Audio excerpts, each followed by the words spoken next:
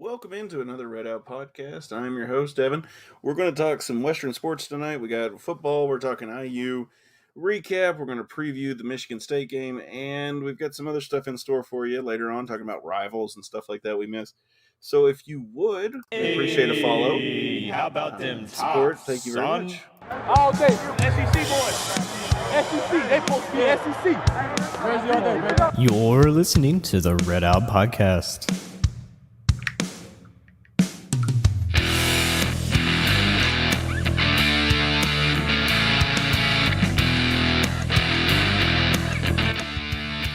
All right, guys, how's it going? It's good to be in tonight. We'll see if we can get Jared on here in a couple seconds. And I just wish we had I wish I could just. I'm a perfectionist. I just want them blended. Looks like I got Jared in the studio. Let's see if I can get him talking here in just a second. So anyway, guys, I'm trying to find some information here on some football writers. Here we go. We got grading the tops. That's what I want to read later. Jared, can I get you on, buddy? Hello. There you are. How's it going, buddy? It's going good. How are you? Good, doing good. So I do have to tell you, my mother asked me today, she's like, I want to see a picture of Jared. And I showed her. Of course, she's like, I thought he would be like a big guy. I was like, where did that? I was like, I guess it's your voice. I guess she just assumed that you were a big, tall, deep-voiced person. I don't know. Well, I mean, spoiler alert, I'm like 5'4" and like 120 pounds soaking wet, so not really. I will say the picture I showed her was with you and Helton and Big Red. Oh, yes, that's a good picture. That's a really good picture. I was like, this is Jared. And she's like, oh my gosh. She's like, what does Matt look like? I'm like, I got you. Hold on a second. Oh, there's plenty of good pictures of him. Oh, yeah. It was pretty funny. I tried to find some of the best, like with him at sporting events, because I know how bad it is. Well, good, not necessarily bad, but but you know Matt, you know how he is at games, and he gets into it pretty good. So, I guess I will start off this week with our winners and losers. I have to make an apology. So a couple weeks back, I really talked trash about Aaron Rodgers. Yeah, he finally made an appearance like he normally would. He really did. And that was a glimpse of the old Aaron Rodgers coming through, and it was so nice to see.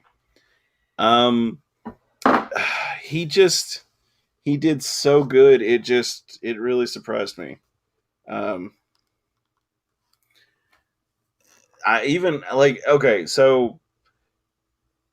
I won't say I'm a fair weather fan. I am somewhat, but anyway, I stayed up till 11. Of course, they're playing in San Fran, so I'm like, I'm an old man. I'm not staying up any later just to watch them get beat by San Francisco. So, So I come back the next day to check scores, and I didn't even check the score. I just see this post and this on TikTok, and this guy's like, "You gave him too much time," and I'm like, "Oh." So I find the video on YouTube. And I sat and watched it, and I was like, are you kidding me? I cannot believe I missed that. That was amazing. Mm-hmm. I mean, that's the old Aaron Rodgers coming through. And it's just so sad to me. If there's time on the clock, then that's enough time for Aaron Rodgers. It really was. He had a lot more time, and I thought, well, you know, this could be pretty bad. You know, I don't know how things are going to go, but anyway, and I diverge. I digress. I diverge. So I'll diverge to another topic. So my loser this week is me, because I'm hurting so bad right now.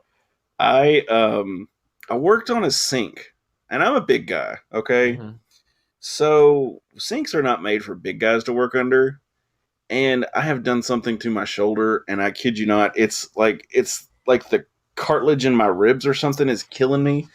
And my shoulder's killing me. And it's not even like the shoulder I was laying on that I was working on. It was the shoulder on top. So I don't know if I've sprained it or something. But Sunday was an awful day for me. Saturday, my wife and I had a nice day where we let Abby stayed with her grandma, and we went out and did a few things and picked up a sink and some other things. And when we got back Saturday, I discovered that the closet rack in my closet, it's got those like metal racks that hold the clothes up. Mm-hmm. Those all fell. So basically, like all of our clothes had just landed in the floor because That's the fun. person who installed them used plastic. Yeah. It's great. It's Oh, great. no. Yeah, it was a lot of fun. So I just left them until Sunday and went to Lowe's and got a few things to fix it. And it was just like, whew, it's kind of like anger management. Goose fob. But everything got fixed. It wasn't a big deal. But it was just a very busy day for my only day off on the weekend. So That sounds about right. I mean, yeah, today's one of my only days off, and like I was running around everywhere today. that's how my days normally are. So, so Jared, do you have any winners or losers? Yes. So the winner is me, like 15 minutes before the podcast started. My mom, like, I was about to eat and she was taking the dog for a walk and she calls me. I'm just like, oh God, the dog probably got loose or something. But Yeah. no, she told me there was a snake in the driveway. And there's two types of people. The people that love snakes, and two, people that are normal. And I am one of the people that are not normal. So I had to go see what it was. I grew up watching Steve Irwin and Jeff Corwin and all those amazing animal people. Yes. And it was just this little tiny snake just chilling in our driveway. I wanted to pick it up so bad, but I didn't want to give my mom a stroke. God, she didn't know if it was poisonous. So it was a gray rat snake. It wasn't poisonous or anything. It's just a little rat snake. Yeah, But yeah. I mean, it made me so happy. I hadn't seen this snake in like years around my house. So I mean, that made my day. Yeah, that's I enjoy seeing snakes. I'm not scared of snakes by any means. My father is terrified of snakes. But I've actually caught snakes on the farm, and like they would be in the road and I'd catch them and I would take them to our corn crib, the place where we store our field corn for our cattle, just in case for those of you who don't understand my slang terms. And I would take it to the corn crib and I would, let it go to hopefully it would stick around and eat the mice and rats and stuff. So, hey, I'm not scared of snakes. I do not try to pick up poisonous snakes.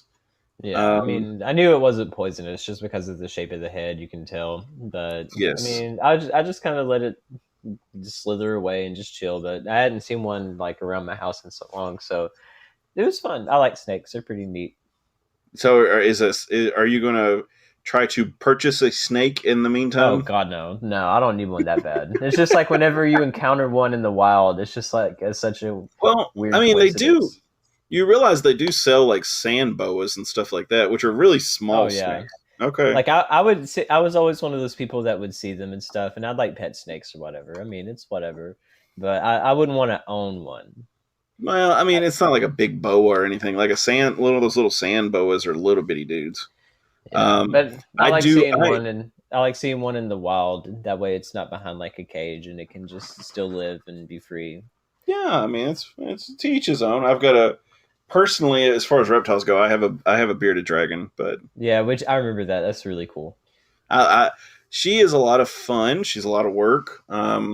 And I would say she's partially the reason I haven't had a vacation in a while. So, Yeah. for those of you wanting one, take that into account.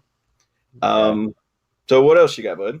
I guess losers still has to be my Dolphins because they have to find the most heartbreaking ways to ruin my day. They were losing to the Raiders like last second, get a touchdown and a 2-point conversion to tie the game, goes into overtime, and just lose in overtime. And I'm just like, you were this close. You were so close. Why could you just not pull it out? They play the Colts this week, so I'm really hoping they can win. Well, But I mean, in their defense, I have never been a big fan of the overtime rules for the pros. yeah, me neither. Because I mean, for one thing, yeah, I mean, what they kicked a field goal and won it. That's boring. Like let you the need other to go. team answer. Yeah, I mean, at least give them one more possession.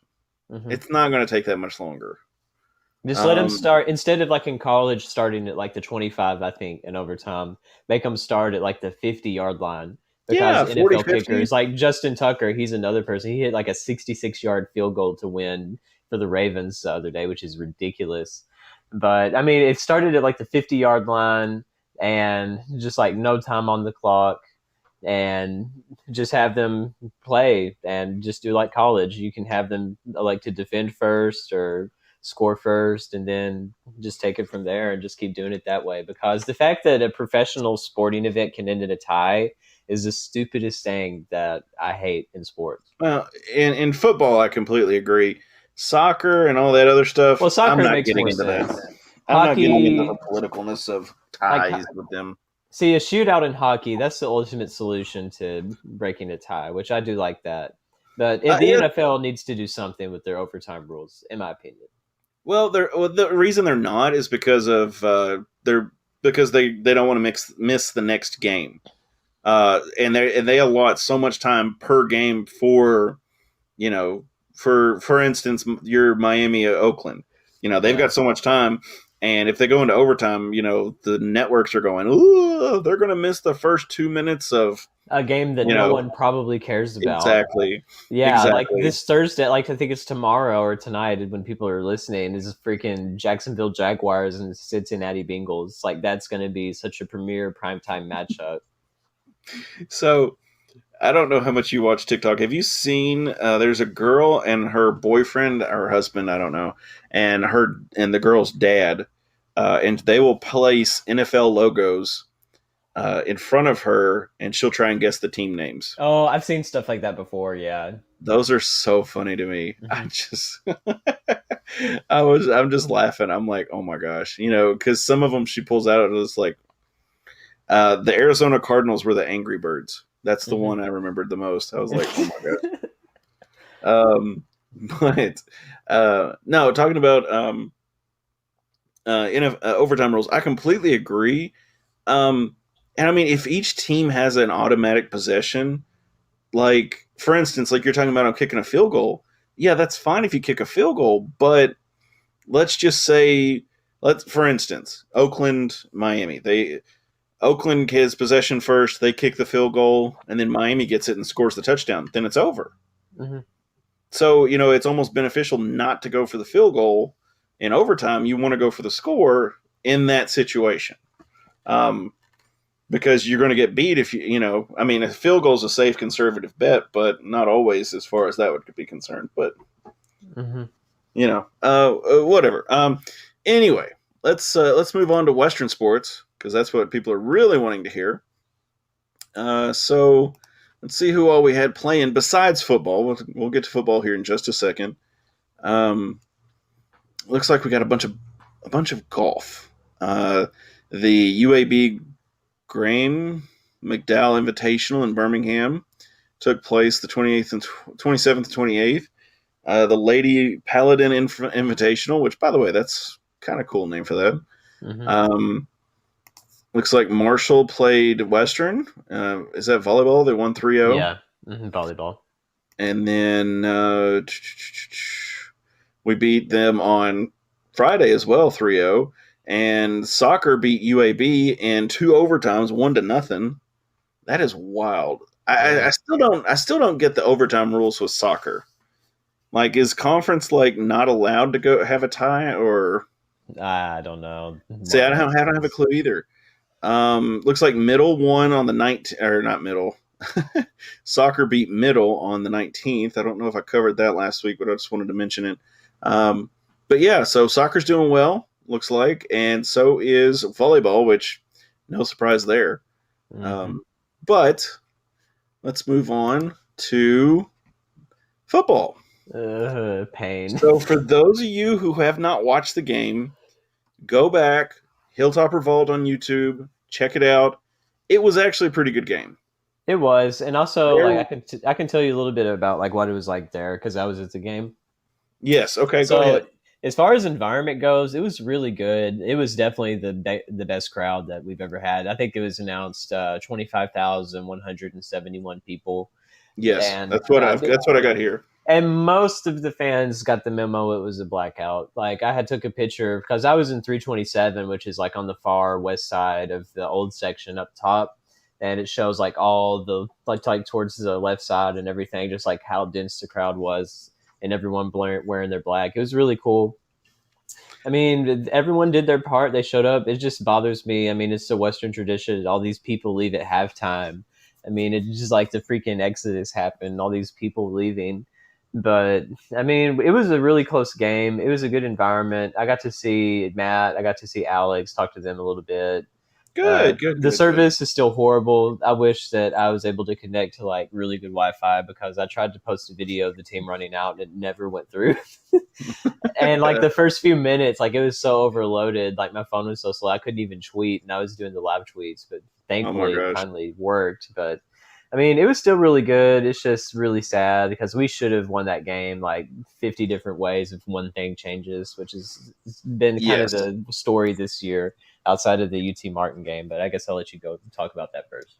Well, and if you haven't read Matt's Grading the Tops, I would totally read that after you watch the game. For those of you listening and haven't seen it, watch the game first so you know exactly what we're talking about.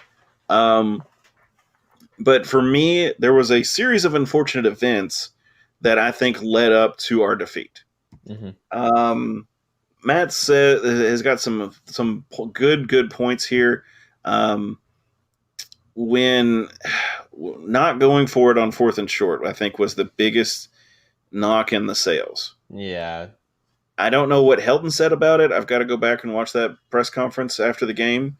I imagine it's a lot of coach speak, but I think he has to take a little bit of the blame. Yeah, I agree.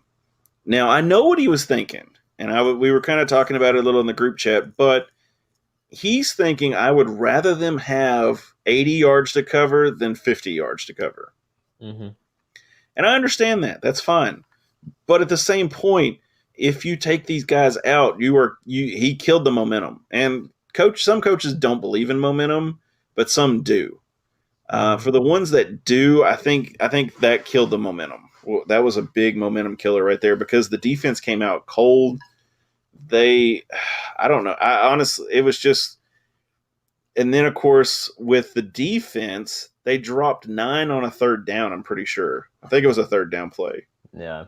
They had 2 guys rushing, which is not beneficial whatsoever. Our secondary is about as defensive as a girl on prom night. Okay. I mean, I'm trying to use a little funny euphemism here. So it's just not, it wasn't adequate at all. And you dropped 9 players. And not only that, when you dropped 9 players, one of your D linemen tripped. And I'm going to tell you right now, I played offensive line in high school. When that sucker trips, I'm going to lay on top of him. Yeah. I don't care what's going on. You can lay on a defensive player and it's not holding. So guess what? He's done. Yeah. You had 1 guy basically rushing Penix and 4 guys to block him. And they had all day. And it's like, see, just once, and I tweeted this out too, just once, I want to see them bring a freaking house blitz. I want to see some engage 8, send 8 people blitzing, just freaking overwhelm the quarterback. Because if we brought pressure onto Penix, we definitely would have had, like, and especially this is what everyone does in the NFL. I can guarantee you can turn on any football game this Sunday and you will see this. On 3rd down, that's when everybody brings the blitz. You want to get that pressure coming into the backfield, whether it's 3rd and short, 3rd and long, whatever it is. You want to bring the pressure because the sooner you can get the quarterback out of the ball out of his hands, like if the play's not set or his wide receiver's not fully running his route or whatever, then it's going to work in your favor and you force them off the field. And that's one of the things that we suck at the most is just getting the other team's offense off of the field. Like we can count, I think it was maybe once or twice that Indiana punted the whole game. Like I think they started off with 2 touchdowns and then like 3 field goals before they ever ended up punting the ball. And if you're not going to get any takeaways, then, I mean, you're not really doing your job as a defense, in my opinion. 2 punts in the end of the 2nd. So there you go. Wow, 2 punts. Yeah. But I completely agree. So now here's the thing. This is what I did not see, and I don't like it defensively. As a defensive strategy. ESPN is so awful with the ads kicking in. But anyway, as a defensive team, you want to confuse Penix as much as possible. You Mm-hmm. do not want him thinking every play, okay, they're dropping 3, they're dropping 2, they're doing cover 4, they're doing this. You want to bring a corner. You want to bring an outside linebacker. You want to bring an inside linebacker. You want to do a stunt up the front. Maybe have the end and the defensive lineman kind of switch as far as responsibilities. Mm-hmm. So have the defensive lineman shoot out to the outer, like C gap or whatever. Have the defensive end come in. Confuse the O line. You want Penix on his back every play. He's hurt already. If he's on his back, he's going to be scared. He's going to be watching. He's going to be what's called hearing footsteps. If that's the case, then when he sees somebody coming, he's going to rush it. And offense is completely about timing. Mm-hmm. Wide receivers are taught how many steps to run on certain routes. If you rush it, they're not going to look for the ball. They're going to be looking late.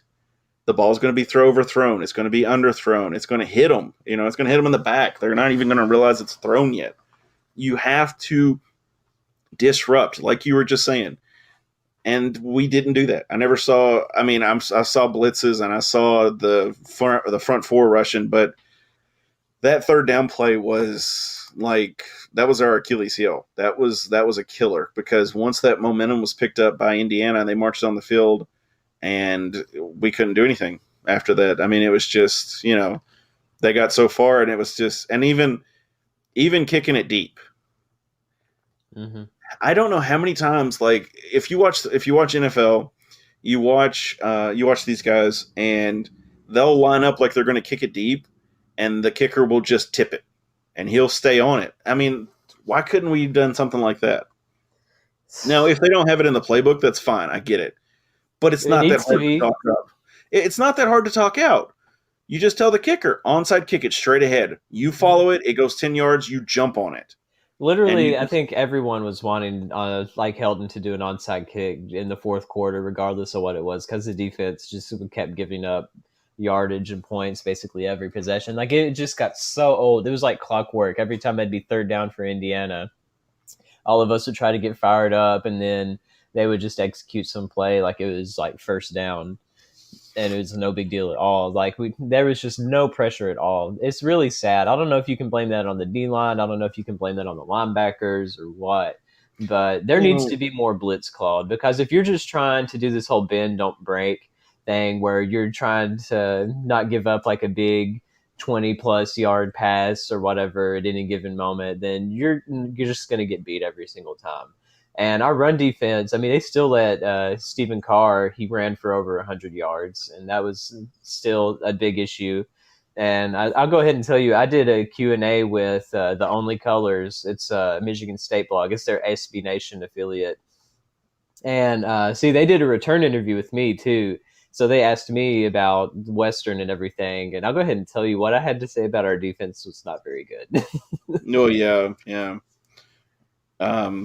I don't blame you as far as the defense is concerned, because it's concerning, but it's kind of like a Braum thing. If you're not concerned with, if you just want to get the offense back on the field to keep scoring 60 points, then your defense doesn't matter. But you need something. And another thing that got on my nerves too, it was one of my keys and the things that I mentioned in my prediction or whatever was talking about don't bury yourself into a hole. And what did we do? We were down 14-0 at the beginning of the game. So, once again, it's just about stopping those initial drives, those opening drives, and actually being able to score early. And that's something that we still can't do. Yeah. Okay. You may not have been able to see this from where you were, but watching the game, the CBS Sports guy pointed out that he thought the IU guy touched the punt. Yes, he did touch the punt. They showed the replay. He touched it. And the reason I think he touched it, well, did you see the hand jerk? Yeah. Yeah, that's when I went, yeah, he touched that. See, some of the things that bothered me too was mental lapses like that. And also, I didn't see the actual thing. People were telling me on the towel rack when I was tweeting about it, but when Indiana was kicking a field goal and we were called for offsides, and then they missed it, and then they got 5 yards more, and then they kicked it, and they made it that time. But a lot of people were saying we weren't even offsides for that. Could you really tell? I couldn't tell. I couldn't tell on that one. But that's still so messed up. If we It actually is. were, like, well, one, if we weren't offsides and it was called, then that's just getting screwed over. Two, if we were offsides, then that's just horrible discipline to be offsides on a field goal like that. Because if they would have missed that field goal, guess what? We would have won. Yeah. Western historically has never been able to get calls. Yeah, even at in their home. own building. And I will say, I was thinking about this during the game. Jake, my old partner in the podcast, used to RIP. always talk about RIP Jake. He's not dead, just so everybody knows. But anyway, so he always talked about how statistically speaking, teams that wore all black had more penalties than teams who did not. Mm-hmm. That was more in basketball, though. Well, I still think football applies. Mm-hmm. Well, I mean, we did have a lot of penalties, so I mean, it makes sense. And we did have some ridiculous penalties, and even Matt talks about it in his article. If you haven't read the article, go back and look it up on the Towrax page, Medium page, or Twitter, or whatever you want to look it up on, because Matt is very analytical for a insurance person, which makes sense. It's a great job for him, and he really breaks it down very well overall. But if you have a bunch of penalties, which let me see how many we actually had. Not the game cat. Yeah, that's how it'll be work. We didn't have any turnovers, which is a positive. Let me see. Team stats. There we go. We had 9 penalties. Yeah, 59 yards. Yeah, and when IU has 4 penalties for 20 yards, which by the way, that's 5 per yard. That's 5 yards per penalty. Mm-hmm. I mean, you've got a net of 39 yards there. You got to play smart football is what I'm saying here. And that's killer. And they had 507 yards on us. I mean, it's not good at all. yeah. God. I mean, it's just that I don't like our defensive scheme right now because it's not working. Just bend, don't break. Because, I mean, if you give up 500 yards every game and try to get your offense to bail you out, then you're not pulling your weight. Yeah, and I have never liked bend but don't break. I mean, and honestly, I was having some PTSD from the Sanford era with that, with the punt and then dropping 9, and it was just. I mean, it's kind of like that little meme with the little Chihuahua dog with the PTSD thing. It's just like, it was like, oh my gosh, this is like that Marshall game all over again. Yeah. And it goes back to like the 2014 season. That's what a lot of people are comparing this to, is that was when our first year in Conference USA, Brom's first year, that our offense was still spectacular and we were a good team, but yet our defense gave up so much that was why we went 7-5 and we couldn't do any better than that. Well, yeah, I agree. So statistically, IU had 507 yards. We had 458. We allowed 507 yards there. That's not good at all. Completions to attempts, 35 of 53. So Penix was just having a day. Dude, he had all day to throw. Yeah, he did. He threw 373 yards. That's wild. And I mean, that was one of my points in my prediction is if Penix, if you can neutralize him, you can win the game. We didn't even neutralize him, and we still almost won the game. Yeah. We only lost by 2, which, by the way, I don't like moral victories, but this is a pretty good moral victory, in my opinion. 2 points on the Indiana Hoosiers, who were ranked 17th, is pretty good. Time of possession. They were ranked preseason 17, not currently. Well, no. That's what I meant. Before they played Iowa and lost and kept losing. But anyway, time of possession, I mean, they stomped us. 38 minutes overall. I mean, we had 21 minutes time of possession. So maybe the defense was just getting gassed. I mean, maybe they were tired. They were something. It wasn't very good either. I thought Bailey Zapp played really well. Yeah. I thought he did good. Whittington. Yeah, Whittington's probably our best running back right now. Yeah, he did pretty good. Stearns, man, that dude was in. He was catching everything all day. Mm-hmm. I thought he did really well. Overall, I think the guys did really well. I agree with Matt. He's not really here to talk or debate his points, but um, I think overall everybody played decent. The defensive backs had a rough night. They had a rough night with Penix, and I thought they did decent. What did you think? I mean, they did pretty good. I mean, Brathwaite and also Kincaid, both of them had a combined almost 30 tackles between them. So, I Yeah, mean, the corners, they were doing their job, but yet at the same time, I mean, they're going to get burned eventually if they just keep getting targeted every single play, basically. So, I mean, it was just like a lot of miscues and stuff that I remember seeing with the defense where they were a little further off of their receiver than they probably should have been and stuff like that. But I mean, if we aren't able to bring any pressure on a quarterback, then it's just really hard to watch. I mean, it was just a struggle at watching Indiana every single time they had the ball because, I mean, they made it look so effortless, even if they were only getting like maybe 7 to 12 yards every play or whatever. It's just the fact yeah. that we couldn't stop them, and it was like that basically the whole game. Like, it was so annoying. So we had a 40% probability to win that game according to ESPN. Mm-hmm. I think what was it? The spread was like 3. I don't remember. I can't remember. I'd have to look it up, but I think the spread was like 2 or 3. So actually, the line had IU at 9.5, which, by the way, yeah, no.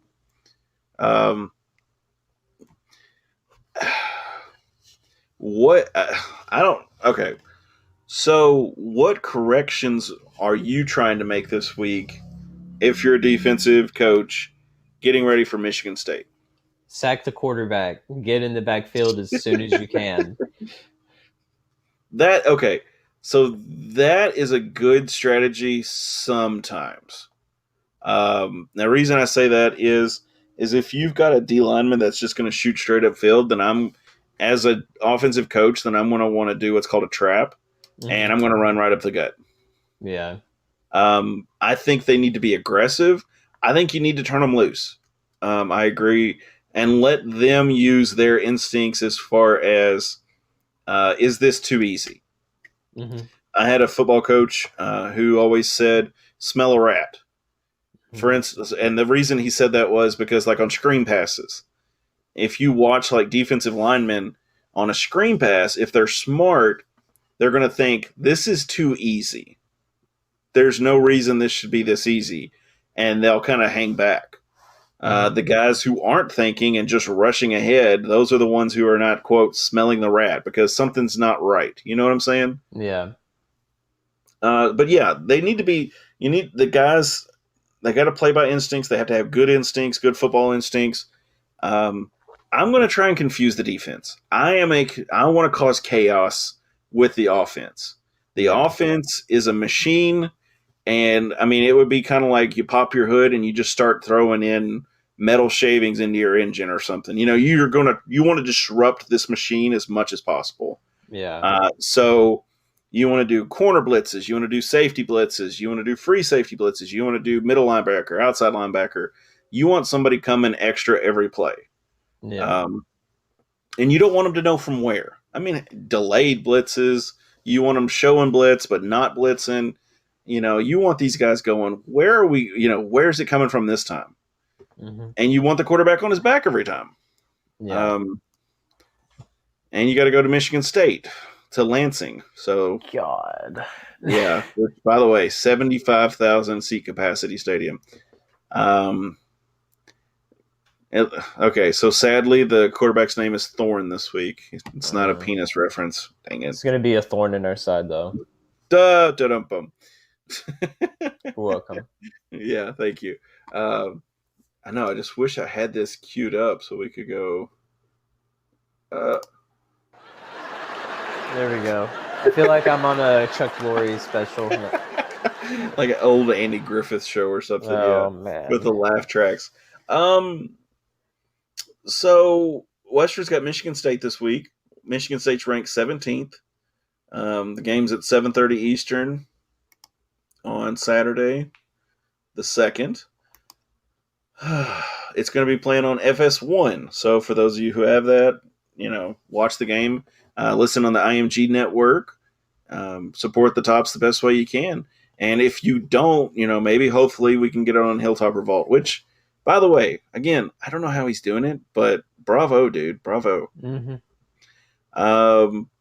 So essentially, ESPN's Football Power Index has MSU winning 9 out of 10 games. That sounds right. And that's probability. So Western has a chance. You're telling me there's a chance. Yep. So Jared, what are you thinking as far as what Western's chances are? What do we need to do to win? It's going to have to be the most miraculous turnaround for our defense that has probably ever happened in the history of college football. Because the biggest issue they have is run defense, and Kenneth Walker III is the running back for Michigan State. And guess what? He's already at like 550 yards on the season, just 4 games in. They're a really good run heavy team. So it's going to be one of those really good run offensive teams versus our not very good run defensive team. And I don't see that ending well for us at all. Like, I haven't heard back from the Michigan State blog yet, but everyone knows that our run defense isn't good and their run is really, really good. So I don't know what our answer is going to be to stop him, honestly, from getting like 150 yards. Well, okay, and here's another bad thing, is Thorne has 900 yards on the season thus far. He's thrown 100. He's out of 100 attempts, he's completed 62, excuse me. Mm-hmm. So literally, simple math here. He's 62% passing, 900 yards. He's got 1 interception.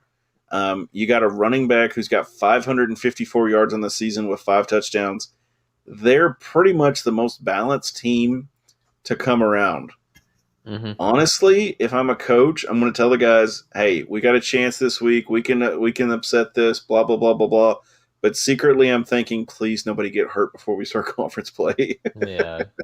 And see, honestly, this Michigan State team is what we thought the Indiana team we played last week was supposed to be like.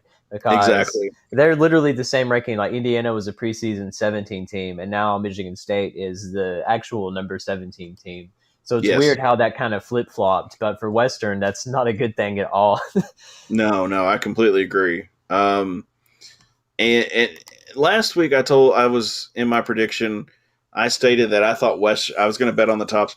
But, this week, this team's 4-0 and they're ranked 17th, and these aren't paper tigers. And sadly, I'm going to have to say Michigan State's going to win this one. But you're looking at a super-powered offense for Western, but like our strongest opponents, is Army and Indiana, and we both scored about 30 points, and we lost both games by like 3 points and 2 points respectively.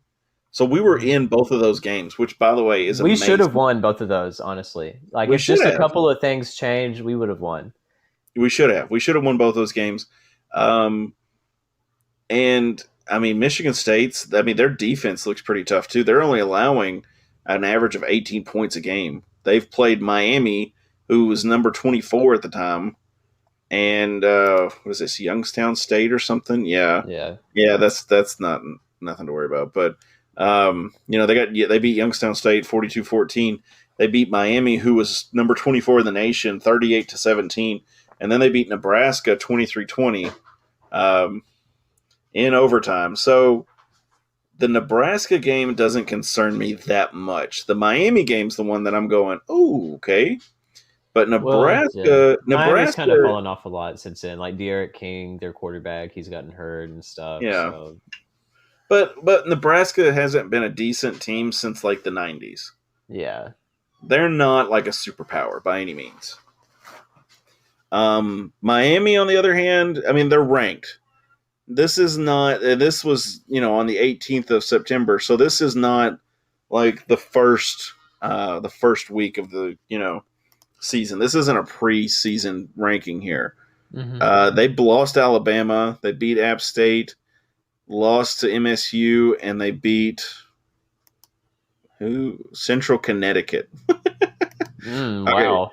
so their resumes aren't really helping them a lot right now. They're actually 2-2 in the ACC. They are behind Pittsburgh, Duke, North Carolina, Georgia Tech, and Virginia Tech. So maybe take that loss with a grain of salt. But I still stand behind that Michigan State's not a paper tiger. Yeah. And they're not going to be sleeping on Western either. I can probably tell you that as well. Just for the fact that, I mean, us already playing a Big Ten school and almost beating them, they're going to be very aware of that. So, well, okay, I mean, and of course they're going to have the film from both of those games. But my thing is with Michigan State, and we've allowed 439.7 yards in the first 3 games, which is god awful for a defense. yeah. I mean, like that's like half your truck doesn't work. You know, I mean, like you need both parts of the truck to work perfectly, or you know, the truck's not going to drive. Yeah. Where Michigan State has allowed 396.5 yards. So that's 200 on the ground and about 100 rushing yards, where Western's allowed 200 rushing yards and 215 passing yards. It's not going to be pretty. I hate to say that, folks, but before we start conference play, it's not going to be very pretty at all. I had a gut feeling we would be 1-3 going into our conference play, which sucks because we actually could have won 2 of those. We could have been, well, I mean, if we lose this Saturday, we'd just be 3-1, which looks a lot better than 1-3. But that's just kind of the reality of where we're at now, unfortunately. But I mean, I gave them a prediction. I can let you know what it is before our predictions article because they asked for one, and I asked the Michigan State people for one too. I haven't heard back. I'll probably have it tomorrow. But I still think we can score against them. Like you said, I mean, their defense still gives up a decent amount of yardage and stuff. My final score prediction was kind of high scoring. It was 45 Michigan State, us 31. I think that we could probably we could score that much, but it's going to be that run that's going to be killing us absolutely all night on Saturday. If we can't stop the run, then it's going to be bad. I completely agree. I was actually going to say 42-21, so I feel like they can easily score 6 touchdowns, easy. And like you said, I feel like the run is going to be the problem. They're going to eat a lot of clock, and they're going to take advantage of that. And Zap's going to try and do the air raid stuff, and you know, it's just one of those that you're like, you know, I don't know if this is going to work out that well. See, I think it'll be the opposite for some reason this weekend, that we actually show up and do really well and make it a close game, maybe until about halftime, and then just get the rails beat off of us at the end. I will agree with that. I think there's going to be one quarter where Western just doesn't come out, and then then they try to show up in the fourth quarter and score 2 or 3 touchdowns and pull it within 2 scores or something, something crazy like that, kind of like we did with Army. Yeah. Where the whole third quarter we didn't score at all. Yeah. But looking ahead to conference play, I think we've got a lot of good. I think there's a lot of good that we can see coming out of the non-conference here. Western has struggled. Yes, we're 1-2, but I think we've got a decent shot in Conference USA this year. See, you don't think so? We have to fix our defense. I agree. It's non-negotiable at this point. If you want to remember, after Michigan State, our first conference game is against UTSA, which is the best team in the conference, in my opinion, right now. So they just came off of a win from Memphis. So I'm not looking forward to that first game conference playing UTSA. That's going to be tough. Well, they beat Illinois, which, Illinois is not Big Ten school. That's something we've never done. They beat a Big Ten school. Well, they also beat Lamar Cardinals. I don't know who that is. They beat MTSU, which who hasn't? And then they played Memphis. This week they've got UNLV, and then they've got us next week. But Yeah. they are 4-0 right now. So yeah, I mean you can't scoff at them. UTSA could be a good game. Oh, it will be a good game. I mean, they're probably going to be 5-0. UNLV, I don't think they've won a game all year. So, I mean, they'll be entering that game undefeated, and it will either be trying to get back on track after getting beat by a nationally ranked team or having our heads in the clouds from beating one, which I think it'll probably be the first of that. But, I mean, it would be good to beat UTSA. That would definitely help get the momentum that we need to hopefully win out in conference play. I mean, it's doable, but like I said, the defense has to get better. We can't be giving up 300, 400 yards total offense per game. Like, we can't be letting the other teams come and just light up the scoreboard and expect your offense to bail you out. Yeah, bend but don't break doesn't work for me. I would rather hate just it. have bulldoze. It wasn't like that under Clayton White, at least in his last few seasons there, but No, yeah. I miss him. I miss Coach White. I hope he enjoys getting beat by Kentucky at South Carolina. Hey, I wish him all the best. I liked Coach White. I still like Coach White. And you got to move on. You can't stay at Western forever. We're not a destination school yet. So, of course, I would love to have like Nick Saban when he gets tired of being at Alabama. Let's let Western be his retirement school, right? He'll probably just retire and hang out with his grandkids at that point in his pool. There was a video I saw on TikTok talking about Nick Saban. Every morning for breakfast, he has 2 Little Debbie's oatmeal cakes. Those are pretty good. I don't blame him. They are good, but I was just like, that's all you have for breakfast. Then of course, in the video, he's like, if I don't get it, I'm pretty upset. And then, of course, it goes on to show him just going off on somebody. Yeah. And it was like, I guess he didn't get his breakfast that morning. Mm-hmm. So, anyway, Western's got Michigan State. Like I said, we're going to be playing them. It's going to be on FS1, 7:30 Eastern, 6:30 Central. So, for those of you who are not able to go to East Lansing, Michigan, check this game there. Capacity 75,000. I don't know with COVID, because I've heard rumors that the Michigan governor is pretty strict up there.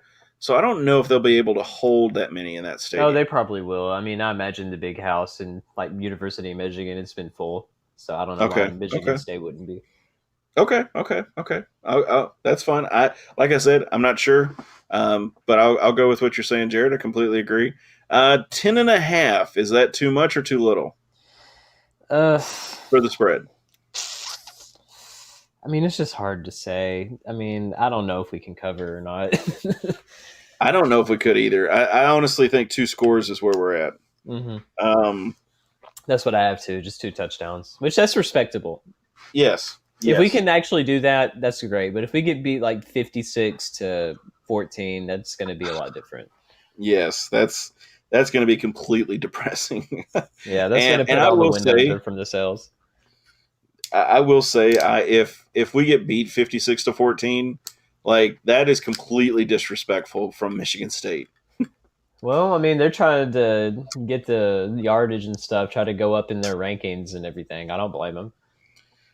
Yeah, but I'm the nice guy, I guess. I'm beating you by 3 scores, and I'm putting in my second string. Unless it's Marshall.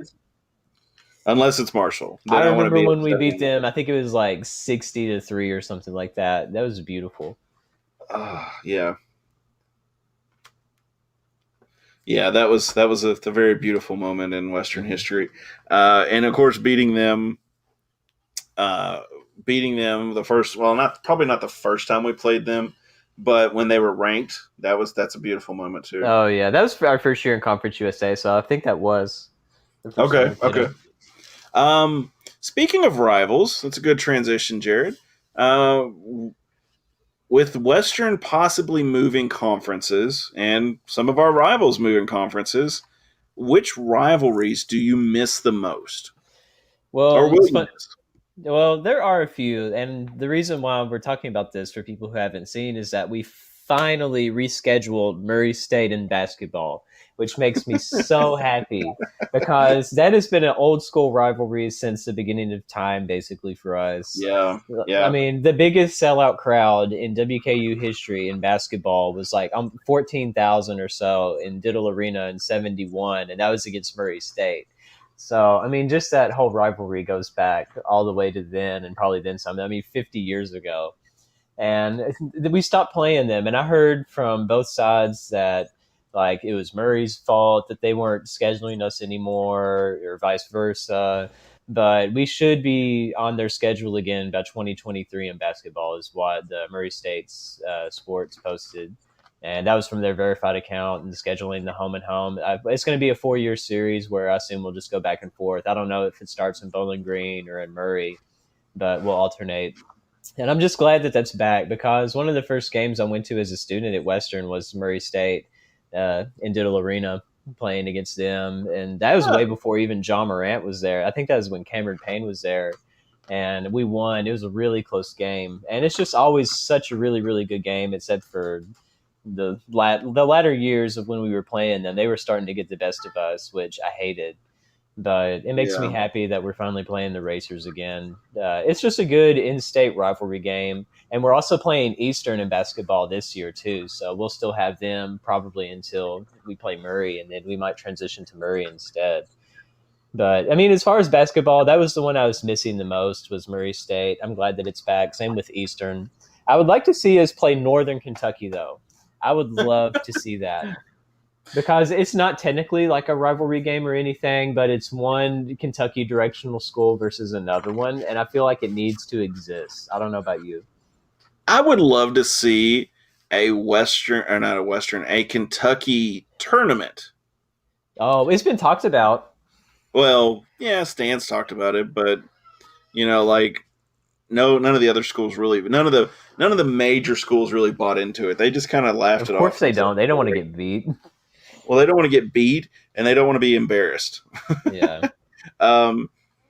So talking about rivals, Murray was a rival way before I got to Western. Mm-hmm.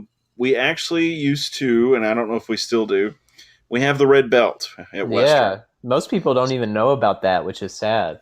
Yes, so the red belt is a story that my boss, when I worked at Western, the head athletic trainer, Bill Edwards, loaned a belt to the Murray State trainer, and the Murray State trainer, the belt was red as a joke, and he thought it was hilarious. My boss thought it was great, and it is pretty funny. So at the end of the night, he went over to get his belt back, and the trainer said, "Well, you got to beat us in football next year." Mm-hmm. So the next year comes around, and my boss is expecting just to have a belt rolled up and handed to him.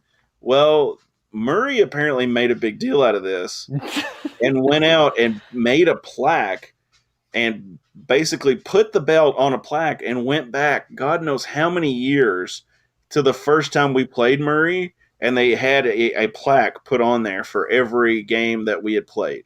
Mm-hmm. And it is the red belt. That is the red belt series. And see, I think that's great because there's so many other rivalries like Washington State, like the Apple Cup. I know that there's other different random inanimate objects that teams interchange, like the giant boot. I've seen that for teams. I can't remember all the specific ones that exist, but I think that's cool that we have one. And even though they are still FCS, I mean, as far as playing them in football, just to bring that back, I think is a really cool thing to do. I would be more okay with basketball than football. Yeah, because basketball, at least, are competitive. Yes. Yeah, it's competitive. There's a chance to win or lose. But with football, like, I want to get some bigger teams in here. I want to get some bigger teams, some better teams. Western getting beat by, number 1 Alabama or Georgia or whoever. Yeah, that's not as fun. But, like, Indiana, that's a fun game for me. Mm-hmm. And apparently to 25,000 Western fans, too. Before halftime, though. Yeah, before halftime, because their drunk ass is going to leave before that. But I still think we should have a giant moonshine jug that we interchange between Marshall and us. Because if we legally made that the moonshine throwdown and have just a giant moonshine mug or something, or jug, that Yeah, sorry, you know what I mean. I'm a coffee person. Today's National Coffee Day. I have coffee on my brain. And you can put moonshine in a mug too. I mean, there's some people that You do could like put water. You could put water in that jug and let somebody drink out of it, and everyone would think that was moonshine. just, yeah, or you could make it actual moonshine and just make sure the players that drink out of it are over 21. I mean, that works too. You could. Although there was a Georgia Southern player that was suspended because he was on top of a bus drinking a beer in front of a crowd before the game, and he got suspended for that. Oh my gosh. But like we're talking rivalries. I would love to have that. I don't know what we would do with MTSU though. Like, Honestly, I mean, we just beat them, and that's our rivalry at this point. That's Yes. all it really is. but okay, so you know if who we- I would like to schedule again before Go. we end stuff. I want to see us play Louisiana Lafayette in both sports because I feel like that would be still competitive. Like I don't know how they are basketball wise now, but I know obviously football wise they're really really good. And every Yes. time we played them, I mean, you know this too from Sunbelt era and everything. Those were always really good games for the most part. And especially Yes. now that their football program is even better now. I mean, I think that would be a good one to bring back.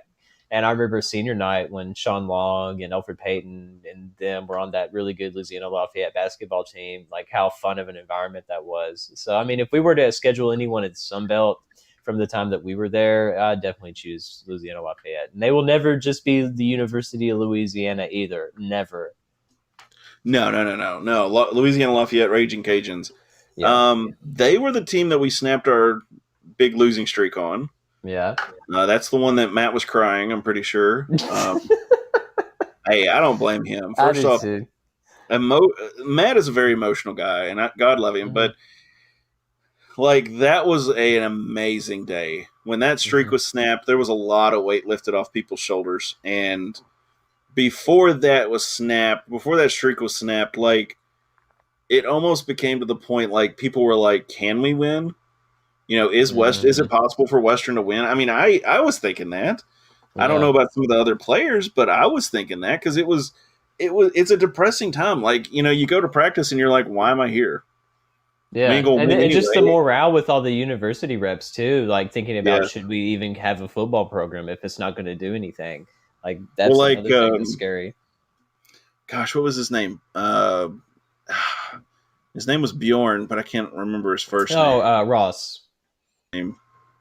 I think he's at Ole Miss now. I may be wrong. Yeah, Ross somewhere around Bjork. there, yeah. Bjork, yeah, Bjorn or Bjork, I don't remember. Anyway, but yes, he was the AD at the time. I remembered it was amazing. It was one of those things that was just awesome.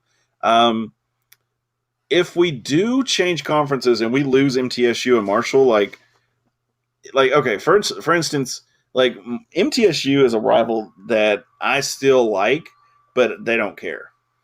Like they don't have a fan base anymore. No, they're in the gutter. I mean, it's sad to say, but they're in the gutter, and it's just they're kind of like whatever. Marshall cares. Yeah, I hate I to mean, we agree need to with keep Ross. Marshall at all costs, in my opinion. Yeah, I hate to agree with Ross though, but like they do care. They Mhm. they legit care about this, and it's like ugh. But if they go to like Sunbelt or somewhere like that, I don't know. You know, like I don't know who our new rival's going to be, and it's going to be one that I'm going to be sad to see go. Yeah, I mean, just depending on what happens, I mean, who knows who will be even left in Conference USA if we stay in it.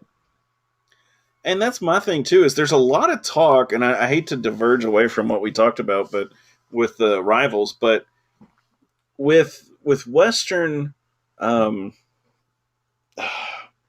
with Western in the rumors of changing conferences, I almost feel like this is a musical chairs game, and everybody's talking about certain conferences, and it's like, okay, you know, are there going to be enough chairs in this conference, or are we just going to all just kind of guess? Yeah, I Does that mean, make it's sense? ridiculous. I mean, even like it's not just the big schools either that are moving around. Even like the trickle down, like heck, freaking Belmont just went from the OVC to the Missouri Valley Conference now. So Yeah. that's pretty big for them because the Missouri Valley Conference in basketball is one of the best mid-major Yeah. conferences as far as I'm concerned. They always are a multi-bid league. And if Belmont is able to get in that, then hopefully they'll be able to still make the NCAA tournament if they lose their conference championship game after winning like 28 games in a season. which is Yeah, still that's so annoying that they didn't get a bid a couple of years ago. But I'm really glad for them to see them make that step up. But I mean, that just shows. I mean, it's everywhere. It's not even like it's FBS level. It's FCS level. It's just a lot of moving around right now. oh yeah, and even if Western was allowed in the Atlantic, the athletic, what was it? Is it American Atlantic? Athletic There we Conference. go. I Just could say not remember what the AAC. yes AAC. Just call it well that. with the AAC. Okay, There you go. with the AAC, like it's a lot more money to get in there, and Western's got boosters, but I don't know if they're going to be able to foot the bill. You know, Hopefully, we can Either- get Tyler Higbee to sign a max extension at Los Angeles. Todd yeah, Stewart, hey, be like, hey, you up? yeah. Hey, Captain Jack, can you send us a little money? How much do you need? A couple $100,000 at least. Billions and billions. Yes, Doctor Evil. $1 billion. But I will be sad to see some of these rivalries go, but I will be excited to see some of the new rivalries coming in. Mm-hmm. I mean, if we're still in the same conference as UAB at the end of all of this, I would love for us to have a bigger rivalry with them because we already kind of do. It's just it's not exactly like we don't have a name for it. We don't have as much like feelings put into it until we play each other, and then there's something that happens, and then like we're all shaming each other on Twitter again. So, which is so much fun, right? oh, it was so fun, especially when we got screwed over when we played in the conference tournament down there in basketball and we lost to them. There was that Twitter after all of that was a dumpster fire, but it was great. it was just like after the Moonshine Throwdown, the inaugural game, just reading all of the angry tweets of everyone and then triggering them even more about rubbing it in their face. I love it. Check out the Western game. FS1 are going to be in East Lansing, so don't go to Houch. Don't go to West Lansing either. Yeah, don't go to West Lansing, North Lansing, or South Lansing. It's in East Lansing, 7:30 a.m. 7:30 p.m. Yeah, 7:30 p.m. Eastern Time, 6:30 Central. It's going to be this Saturday. Check back with us next week. We'll recap that game. The Towel Rack will have the game recap and live tweets. So if you're not able to actually watch the game, check out the live tweets. Kind of get our opinion on that too. And check back here next week. We'll talk about it. We'll talk about a conference play. All right? Mm-hmm. All right. Thanks, guys. Thanks for listening. If you made it this far, we appreciate your support. Like, share, and subscribe. We really do appreciate it. And as always, go Tops. Go Tops.